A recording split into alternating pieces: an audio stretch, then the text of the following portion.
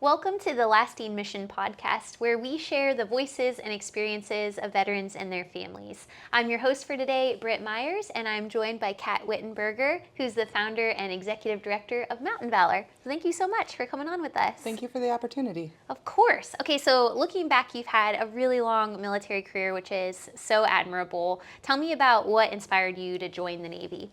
Well, I'm from the Midwest, Okay. and I didn't want to stay there. So I wanted to see the ocean. I wanted to have adventure.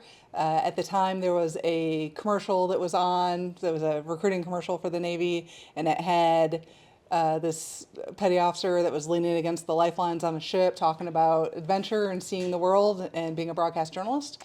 And I said, that's it, I'm doing that. And so I did. Did you have anybody else in your family who had served, or did you My take grandfather served in the Air Force, but that was a very long. I mean, that was World War II. So other than that, no, I was it. So it was really, I was just jumping off a cliff.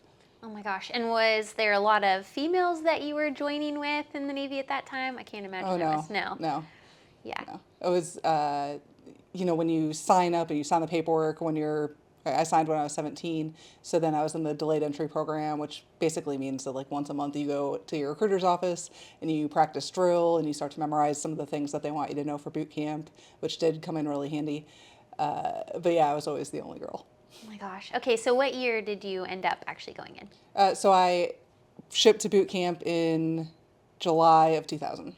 Okay, and what was your experience like? That first time you saw the ship, were you just in awe, or? Yes. So the first time that you walk up to an aircraft carrier, that was my first ship, was the USS Theodore Roosevelt. Wow, you really went big. Oh yeah, yeah, as big as you can go. Yeah.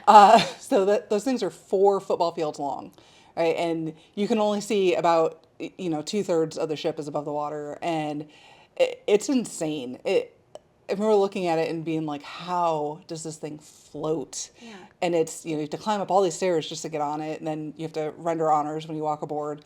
And it's, the whole process is so intimidating. Mm-hmm. And so you spend your first week really learning like how to get on the ship, how to get off the ship, where you work, where you eat, and where you sleep. Mm-hmm. And that is enough of a maze. You don't really vary from those paths because you're just going to get really lost. Yeah, and then once you find your way, you kind of have the sense of community that's already built in. I mean, you can't go anywhere. So whether you are fighting or enjoying your time with everybody, you're locked in. You're all there. Yeah. Well, and we have, my opinion is that we definitely have the smallest living spaces. So our racks are 3 high, and they're very tiny. I mean, they're about shoulder width.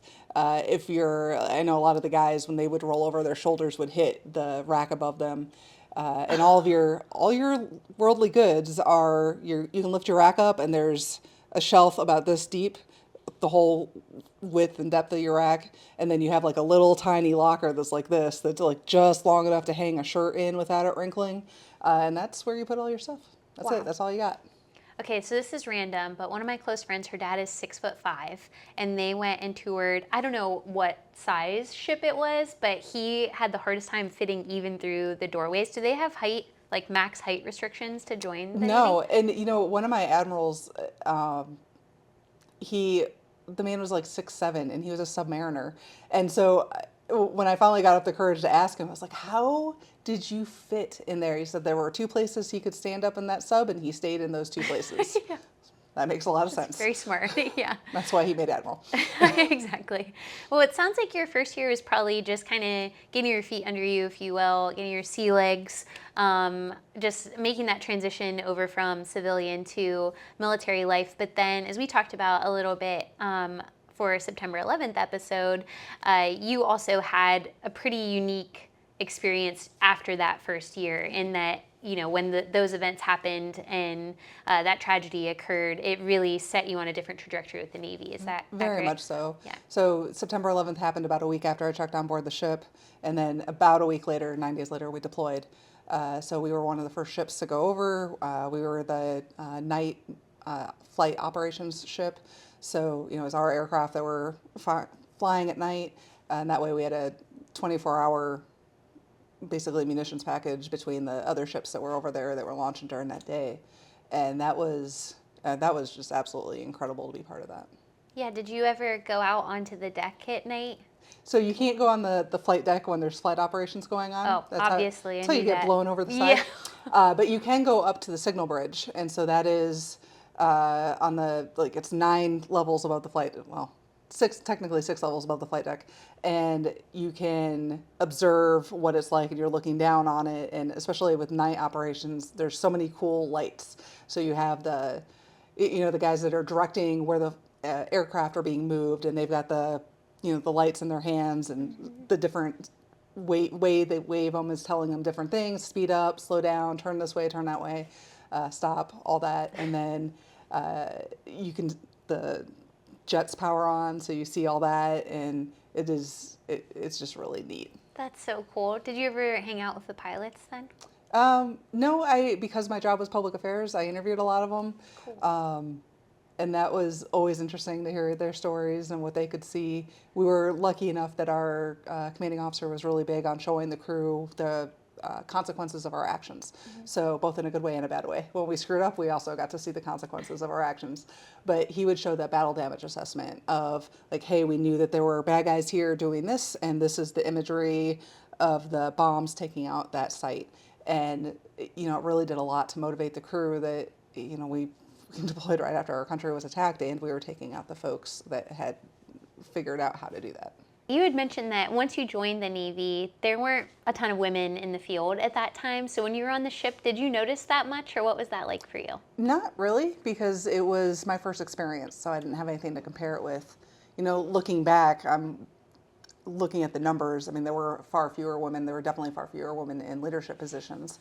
But at the time, we didn't really notice. And I think especially because just the impact of 9/11 and what we were doing and how important the mission was, I don't feel like there was any difference in how things worked. There weren't some of the numbers of the senior leadership. So, my first ship, we didn't even have any Master Chiefs E9s that were women. When I went back to a ship, when I was on the commissioning crew of the USS Gerald R. Ford, and we had 3 women Master Chiefs, just in the ship's company. And so there's a huge difference in how it is now from how it was then. But, that first deployment, that was also the first deployment that every member of the crew had an email address. So it wasn't just the senior enlisted, it wasn't just the officers. So it was a really big time of change in a lot of ways. Like technology had made some really big shifts. That first deployment we used to have, it looked like public phones down in the mess decks, and that's how you called home. And by the end, by a couple deployments later, a couple ships later, we all had cell phones, and you can go onto Facebook on your computer in your work center, and so you only lose contact with folks when you're in River City, which is when we cut signals off the ship because something is about to happen. So the amount of communication that happens is a lot different. Mail call on my first ship was huge because that's, when all the mail comes from another ship, they deliver it to us. The hangar bay is filled with packages and mail, and the post office calls up, and you go down by division to go pick up your stuff. And, that was just, it was probably always exciting, especially to get packages, but it didn't carry the same power later on because email and communication was so much easier later. Huh. That's so interesting. Yeah, and I feel like there's no way to predict that. There's no way to know how it's going to change, and no more excuses for why you didn't call your mom. Yeah. She's like, I know you have email now and phones. Yep. You were blowing my mind with some of the stuff you shared about being on the ship and things. I just, not having much experience with Navy service members that you were telling me. What are some things that even surprised you, or that people might not be as familiar would think is interesting? So an aircraft carrier is a floating city. Okay. So we're, the largest presence on the water. So, we have our own fire department. And there's a saying that every sailor is a firefighter, and it's because every sailor has to go through firefighting training, because who's going to come save us? Well, that's a good point I never thought about. Yep. Yeah. We have our own police department. So we have our own security team. We have a post office. There's a ship store where you can go down and buy junk food or hats or shirts or things to do in your spare time. There are soda vending machines. There's candy vending machines. What else? What about for morale? When you guys needed a morale boost, what are some of the things they would do? So there's a morale, welfare, and recreation team. usually. It's one person from each department that's part of that. And so you can go check out like a PlayStation or an Xbox. First deployment, we were at PlayStation 2, and now I think we're at like PlayStation 97. Yeah, I'm not exactly. sure. But you can go check out different games and hook them up to your TVs or check out movies. And then we also, like my department, we showed all the videos. So we had movies that were constantly playing. Now we get like CNN International when we're underway, so that you can still keep up with the news. Our department also did like a broadcast, like a newscast. Short and sweet, and kind of talk a little bit about what was going on the ship and a little bit about what was going on out in the real world. And then there's a daily newspaper underway. And yeah, I mean, everything that you have in the real world, we have to have. So, nuclear powered ships, we make our own potable water. I still can't get over that. That's crazy. But not, you said only the Navy can do that. Well, to the best of my knowledge. Yeah. Yes. I don't know how to do it, so Yeah, it's commendable. Take up the ocean water and clean it out. That's what we drink. That's what we take showers in. What? Where was that in Castaway? That would have saved Tom Hanks a lot of trouble. That's true. He should have just built a boiler. It would have been fine. Where were some of the places that you went during your career? Because your 21 years spanned a lot of time. Like you said at the beginning, obviously you guys deployed to help support our efforts with 9/11. But where else did you go that you liked? So the first deployment we didn't do very much because nobody really wanted a nuclear-powered aircraft carrier to pull in. Not when the threat level was still so high. So we only saw Bahrain and Marseille, France. Okay. And then, later on, I did a couple other port calls. I was stationed in Bahrain. I was stationed in Singapore. And that was great fun because I got the orders for Singapore and didn't know it was a country. So then I had to pull it up on a map. And I remember it's like when Google was still really new. And so I was like, I'm going to Google where Singapore is. And that makes me sound like an absolute dinosaur, but No. and yet it was true. So I was like, it's this little tiny country in the middle of Asia. Why am Like, I going zoom to out, Asia? zoom out. Yes. Yeah. And it's only 21 miles long, like it's tiny. But when I was stationed there, the tsunami happened. The Boxing Day one. The one that happened for Indonesia and Thailand. And so our little tiny, it's not even an American base, it's really a Singaporean base that we rent property on, was responsible for most of the response to that. Wow. And so that was interesting. And then we also do a lot of Southeast Asia anti-terrorism exercises. So I got to bop around a whole bunch of little countries that I also didn't know existed until I moved over there, which tells you a lot about my education as a child in the Midwest. I'm Midwest too, so I was like, also Brunei? need to look up where Singapore is after this. Yeah. It's beautiful. You should totally go visit it. There's a rainforest in the middle of it. Perfect. So, I got to bebop around there and then got stationed in Bahrain again. Bahrain, I got to go to quite a few countries, also countries I didn't know existed, like Seychelles, which is Like amazing. where? Seychelles. Seashells? Seychelles. So also another island country off of the coast of Africa. It's just chain islands. Is Shout out so to pretty. Seychelles. It is so pretty. Like you'll look down and you'll see sea turtles and you'll see dolphins and you'll see all these fish and you'll think they're like right below your feet, but it's really like 30 feet down and it's just so clear. perfectly clear. And let's see, where else did I get to go? Spent a lot of time in Kenya. I spent time in Brazil. I spent a deployment in Afghanistan. Spent time in Kuwait. Wow. Yeah, it was. So you met your dream of seeing the ocean. Did I saw the whole You world? saw a lot of the ocean. Yep. Yeah. I mean, it must have been a challenge though when it was like, how did you know maybe you were done with the Navy? Maybe it was time to like go on to a next chapter. Because originally you were like, we'll just do 4 years and then I'll be out. And it was a little more than that. Right, yeah, I make bad decisions a lot. Yeah. So, I mean, it kept being exciting. And I was one of those folks, I never wanted to do the same thing twice, and I never had to. So, whatever sounded hardest, that was usually what I was like, I'm going to go do that. And what was a little too hard for me was COVID. And so I was a single mom at the same time COVID was going on, and I wasn't able to support my kid the way that I needed to, and at the same time support the command. And so it was time to go ahead and put my retirement paperwork in and set up a new adventure. Must have been bittersweet though. What was that like, that transition period for you? That was hard. I mean, there's so Yeah. many emotions. And, you know, in the military, our identity is so wrapped around who we are, and we're so isolated. Yeah. And not everyone, so that's a pretty general term, but for a lot of folks, we're really isolated. Like the base and the services that your military service provides, we can do everything that we need in life on that base. You know, it's where you work, it can be where you sleep, it's where your gym is, it's probably where you buy food, it's potentially where you buy clothes, it's, you know, there's financial counselors there, there are mental health support available there, your medical and your dental is on there.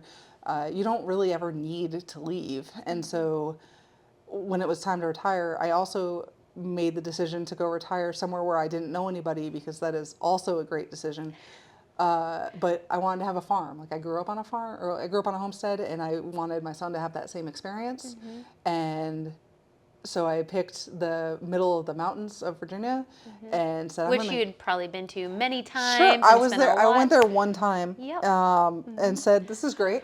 We'll move here." And then I bought a house from a guy that I met on Facebook, sight unseen, because it was COVID and I wasn't allowed to travel. So Okay, but your decisions do work out They in the do. long run. They You know, they do. might be questionable at the start, Right. but I see no reason to stop doing this. Right. So the best part was everyone else was like, "You're crazy," and on the outset, I was like, "No, I have a plan." Well, I would like to tell everyone who said that I was crazy, I did not have a plan, and I was just winging it.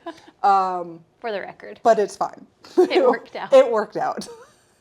Yeah, and now you have Whittenberger Wilds, Yep. right? So that's our farm, and you know, we have a little bit of everything. We've got a donkey, and he likes to sing, and we have a bunch of goats with ridiculous names, and a pig who likes to sit for treats and get belly rubs, and Don't we all?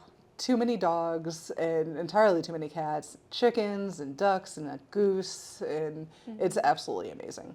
Aw, it sounds like you built quite the life for yourself there, especially coming off, you know, like we said, a bittersweet transition period, and can be difficult to find your footing when so much of your identity has been the Navy. It is, yeah. But you also noticed pretty quickly, being in that part of Virginia, that the access to resources, even the access to care, was more limited than some other areas. So just tell me what you're seeing once you got to that part of Virginia and what you were noticing about rural Sure. vets in general. So I live in Floyd County, and Floyd County we're in the Blue Ridge Mountains.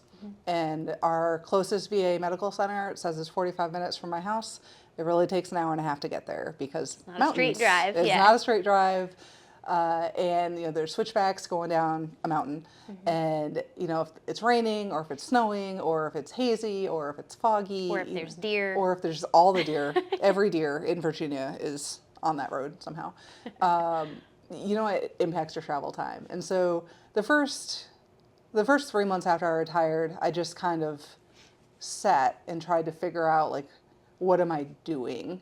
And then I spent about 6 months doing a lot of PTSD treatment and getting into the VA care. And there's a lot of like kind of initial appointments you have to do and all the paperwork and all that, and figuring out how that works. You know, one of the things that I first noticed is VA pushes, you know, sign up for healthcare online. So I did that. And then about a day later, I got a call saying, "Yep, you're eligible. So now you need to go just call the VA medical center so that they can like own you in the system." So I called and I called and I called and I called and I called and I called. And I'm like, okay, I've called like 12 times and no one's answering. I'm calling at like different times of the day because I'm thinking maybe I don't know when they have breaks or what their busy times. And finally, I'm like, fine, I'll drive an hour and a half to get there just so that they can take me into the system, do the intake. And what I learned when I got there, and this was my very first impression, was I walked in the door of where they said to go to sign up, and the line was out the door, and everyone in that line was over the age of 65.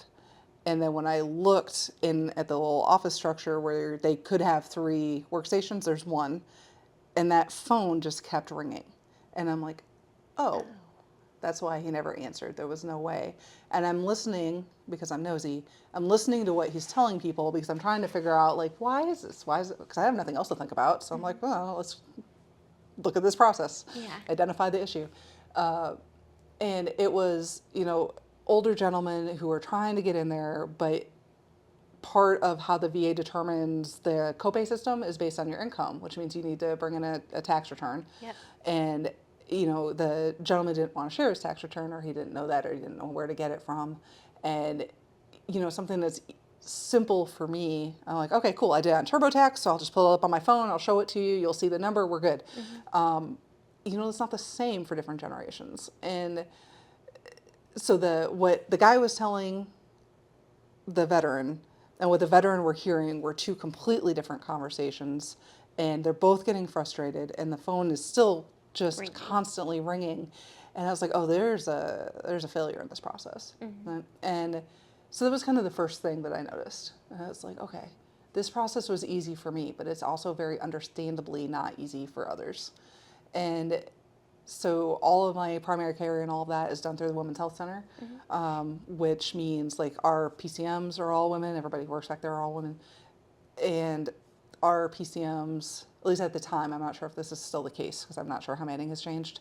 But the first question I asked was like, hey, are you overburdened or underburdened? And she said that she saw more individuals than any other PCM in the clinic because all of the women are pushed to the Women's Health Center. And I was like, okay, that's interesting. But I also got phenomenal care. And I really did appreciate that was the first time in a long time I'd had a doctor that actually asked like real questions.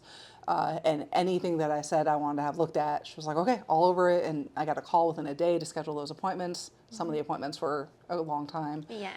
But I really felt like the care is there, but it was the admin part that was not being supported.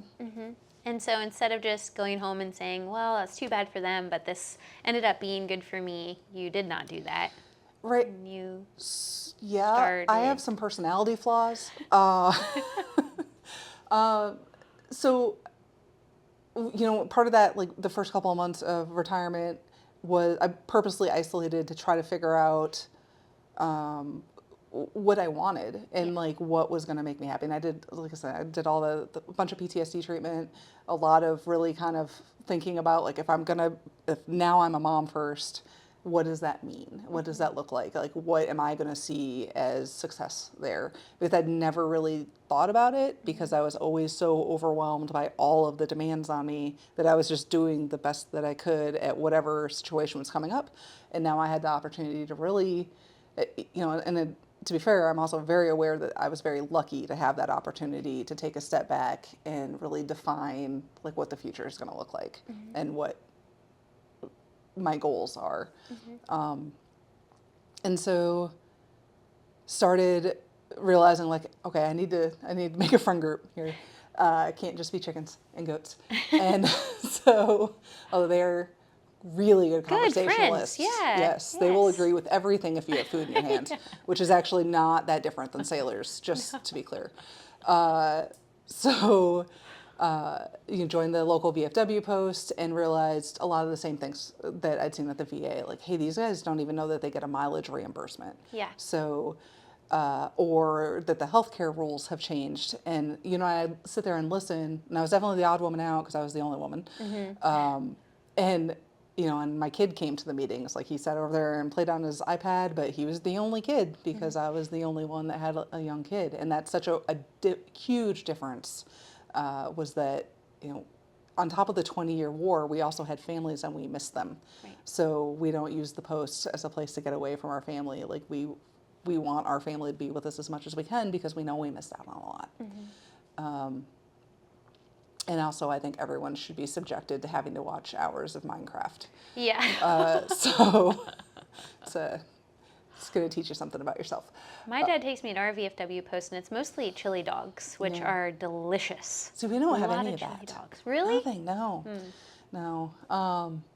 But that was really when I started to acknowledge the cultural differences and the like generational differences. cultural and generational. So it's a little bit of both. So, we're all veterans in the first place.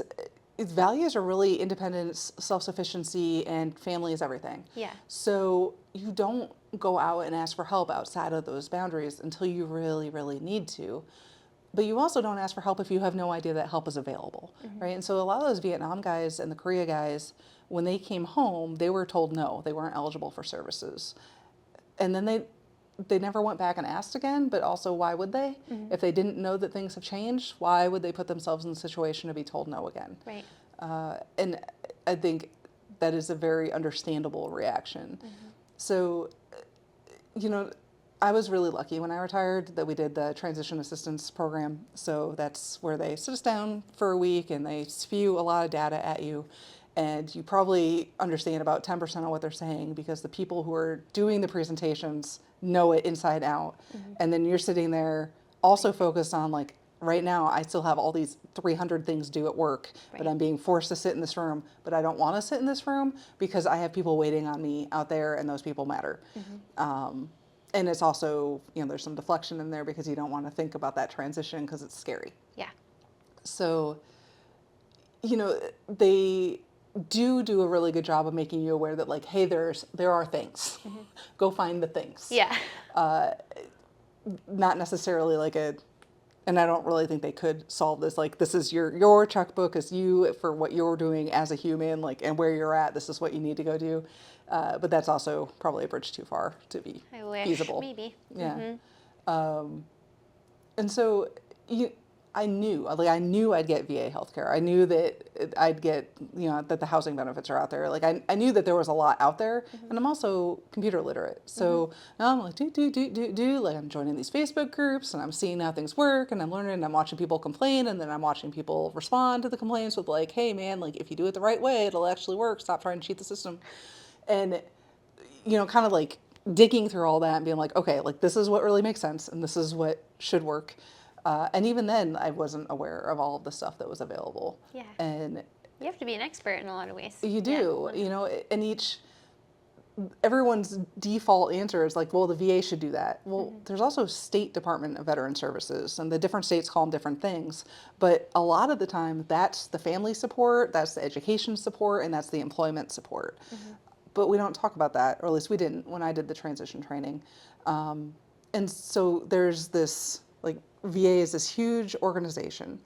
And I don't think a lot of people understand how big it is when we complain about it. The only department bigger is the Department of Defense. And you don't ask a Coast Guardsman what the Space Force is doing that day. Yeah. Right? And so we hear in the organization that I started, which we're getting to, we hear a lot of people be like, well, I asked my doctor about something that has nothing to do with doctorness. Right? And you can't, that is an unfair expectation. And so that's part of what I started to try to figure out because I wasn't aware of some of the education benefits that my son would get. And that's all through the Virginia does that. And starting to dig through it a little bit more and starting to talk to more and more people and then learning that there's other nonprofits and how the local, you know, public nonprofits like the Disability Resource Center in New River Valley, like they can do a lot for disabled vets and they have the stuff and they get grants to be able to support veterans. But nobody knew that. They're like, well, it's either the VA or nothing. Yep. But that's not the case. But it takes a lot of work and a lot of time and a lot of like deciphering terminology because it's all different across whichever like category that you're looking at to figure out what's actually out there. So that's where Mountain Valor comes in. Yeah, and it's a lot of time online, which going back to what you're saying, I mean, you're computer literate, like you said, so you're able to kind of dig in, and even then, you're like, geez, like this person has a different acronym for this thing, and there's this thing over here, and you're kind of relearning or teaching yourself all these segments of the resources that are available, and that's you being younger and, you know, a little more adept at that. So imagine how much more difficult that would be for the older generation. I constantly joke that I need the world's biggest whiteboard and a whole bunch of red thread to try to be able to like connect how everything is actually tied together because it's nearly impossible for someone who doesn't already have an idea of what they're trying to find to figure it out. And September 11th played a role in the organization you created too, right? So you're identifying these gaps, you're seeing things that there's a way for you to be able to step in, even though you already had enough on your plate. You got the goats, you got you got all these things. The pig. Yes, the pig. We can't forget Peony. But how did September 11th kind of play into what Mountain Valor has become? So when I was building a friend group, I found a bunch of the GWAT vets, and because we all similar experiences and similar ages, and we were all sitting over at our buddy's campground, and Army vet owned, and we were just talking about just well, we were probably complaining about the VA is really how it started. And then, because that's just really fun. Like you can just bond with any vet by saying, dang it, VA, and then you're in, you're good. You Yep. now have, you have a friend for life. And so we were sitting there and we're like, there's nothing for 9/11. Like there's a stair climb in Roanoke. And that Roanoke, again, is an hour and a half away from us. And there's nothing in our part of the state at all. And somebody was like, well, we could do a flag raising. And I'm like, well, no, that's not enough. That's not that, like, we lost our friends. We lost our loved ones. Like that is not enough for what we gave up. Right. And so we started talking about more, and then we're like, well, we should do a flag retirement ceremony, and we'll do it right, and we'll get a bunch of the veterans in here, and we'll make it so that it's something people want to attend. And then we talked about it a little bit more, and we're like, okay, so if we're gonna have all the veterans in one place, if we're really gonna put that much work into it, we need to have the resources there for them. We also need to figure out who those resources are. And then, kept talking about it, and though I can't remember which one of us, but one of us was like, no, we won't use them. So Yeah. it needs to be an environment that's family friendly, that you're there long enough to get comfortable, because it really takes you being in the right mindset to walk up to a complete stranger and be like, hey, I need your help. Yeah, exactly. And so that's where Mountain Valor Fest came in. So we came up with the idea for the event. And then as we were talking about it, in the back of my head, I was like, oh God, this is going to cost so much money. How are we going to do that? Well, we're going to have a nonprofit. Like that's the way to do this right. And long term, if we do this right and we get functional and competent, we can repeat this for other veterans, because it's not just our community that has this gap.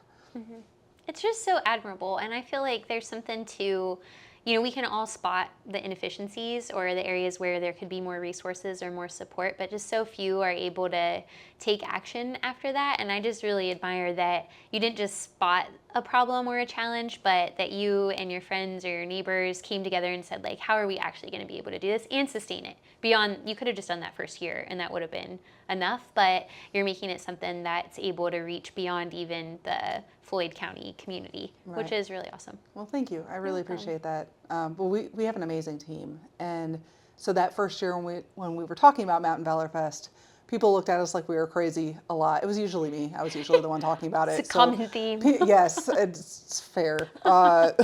So, there'd be a lot of like, but it's a resource fair, but it's going to be fun, and there's going to be a bounce house. And, people looked at us like we were insane, and they're probably right. But we still had 700 folks came that day. 130 vets got help that day.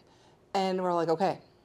So now we have proof of concept. Not only do we have proof of concept, now we have photos and we have video, and we can be like, hey, but like this is what happened. Like we got the National Guard to bring in some Humvees. We got a helicopter from the Army Reserve Unit. So we had a Chinook there. And all the vets, what we were talking about was like, oh, I remember that smell. That is aircraft. That's all that is burning fuel and burning oil.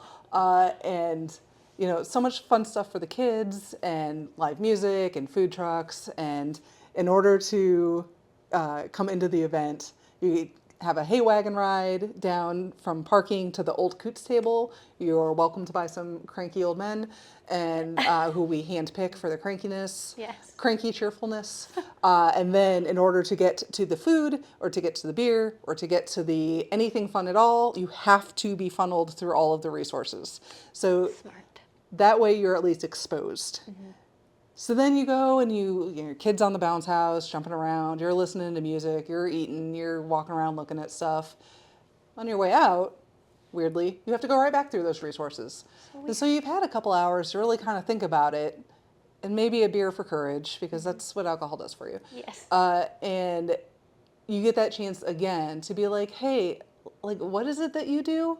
And start that conversation. And, maybe you're not going to, like, at that moment tell them your entire life story, because this is what I need. But you can sign up for VA healthcare right there, and you can start a disability claim right there if you want to.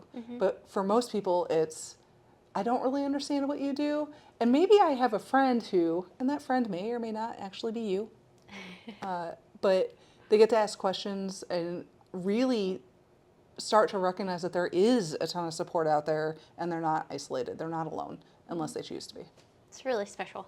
And if there's people that are watching this that are in that area or that are close enough that they're willing to make the drive, when is it? How can they get involved? Or maybe if there's other veteran service organizations, their teams watching this, they're like, hey, we could be in that area and provide some resources. What would you tell them? So it is September 13th in Floyd, Virginia, and we definitely have room for more resources. We will make room for more resources, and we do have a bunch of the standard veteran service organizations are coming. The Virginia Department of Veteran Services is bringing basically everyone and every different capability that they have. VA is coming out with a pretty big team, and we would love to have as many folks as we can get. More food trucks this year, more stuff for the kids this year. It's going to be really, really fun. And that's our goal, is that this is something that people really plan to attend every year. It's always going to be the Saturday closest to 9/11. At 4 p.m. There's always going to be a flag retirement ceremony where we'll remember our fallen. But the rest of it is really just about connection. Well, it's amazing what you're building, and we're, all of us at Mission Roll Call, are happy to be able to help support and to spread the good word about it. So is there anything else you'd want to share for Mountain Valor or for rural vets or anyone else watching? Rural veterans are fascinating. I get to say that now because I'm one of them. It's hard to get information into rural communities. And when you look at where Floyd, Virginia is, and again, we're Blue Ridge Mountains, middle of nowhere, we are really lucky. We have fiber internet because the county went after a bunch of grants and ensured that we had a very strong fiber optic backbone, which means like my internet is better than I've had living Ever? in major, it was way better than Virginia Beach. But the counties around us don't. So they're still on very spotty connectivity, where trying to do a telehealth appointment, that's probably not going to work. The average age of rural veterans skews a lot older. So you're also talking people that aren't necessarily comfortable using computers. So, the default to, well, you need to go online and fill out this form. Okay, but somebody needs to sit with them and go through that form, right? And who's going to do that? Well, you don't really have anyone to do that. And we lose so many folks because of the assumption that if news is pushed out on social media that they're getting it. That's not where rural veterans are. And our assumption that somebody knows even what terms to put in a search bar, that's not how that works. Yeah. And it's frustrating for me to see that we have this huge gap, and we have all these vets that don't know that they're eligible for health care. And Virginia is the worst state when it comes to health care, with the number of veterans who are fully eligible but have never applied because they don't know, right? So the PACT Act came out, it changed eligibility significantly. They don't know. Yeah.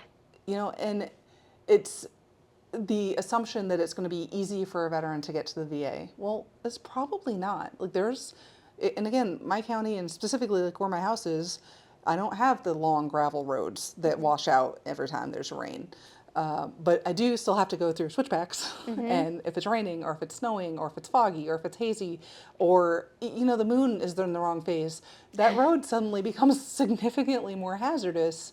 And you got to weigh what's worth it. Is missing an appointment worth? Risking potentially something bad. Right. And so, it's frustrating that there are so many limitations just getting rural veterans the support that they need. It's also, the other part of my brain, the part that used to run large teams, recognizes that when you expend money and expend resources, you want a certain number of people to be impacted. And you're not going to get those numbers in rural America. Well, I have no doubt that you're impacting people, you're impacting your community, and the Mountain Valor will continue to do that. And just personally, I'm the daughter of a rural veteran. I obviously work for an organization that cares a lot about supporting them and providing resources, and it's been a privilege to talk to you. And I just thank you for all you've done and all you are doing to continue to support veterans and the veteran community. So thank you so much for being part of this. Thank you for the conversation. Of course. And please do find out more about Mountain Valor. Where can they learn more about your organization? Our website is mtnvalor.org. easy to spell, easy to remember, and you can learn more about the Lasting Mission podcast and our other guests, more about Katt and VSOs like hers at missionrollcall.org.